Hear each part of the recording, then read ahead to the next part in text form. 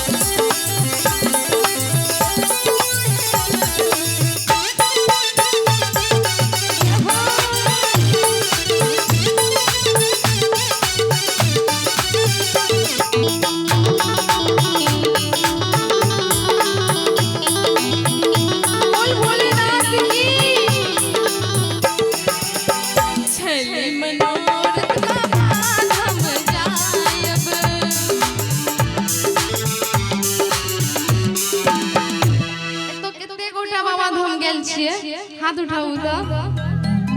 सब गोटे गेल छिए हां भोलेनाथ की जे गोटे मौसम जी हां एई में एके आदमी नहीं गेल छथि के यौ हेबे देखे छी कुर्सी पर जे आगे में बैसल या बाबा के निकट में ए भैया देखै छियो तू नहीं गेल छो नहीं गेल छो बाबा दरबार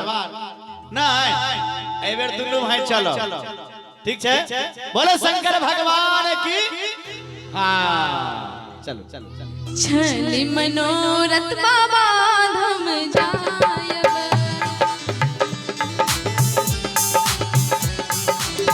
सुल्तानगंज साजल भरी लायब छली मनोरथ बाबा धाम जायब सुल्तानगंज साजल भरी लायब दर्शन हमरो प्राण छुटैया बाबा दर्शन हमरो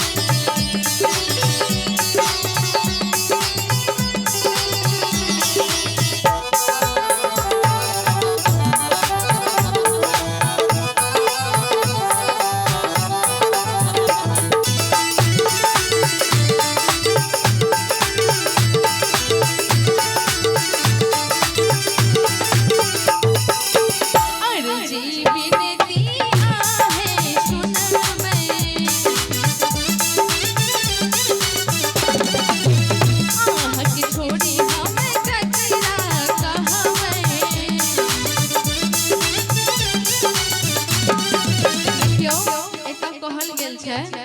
कि अर्जी विनती अहें सुनबै की सही बात छै ना अर्जी विनती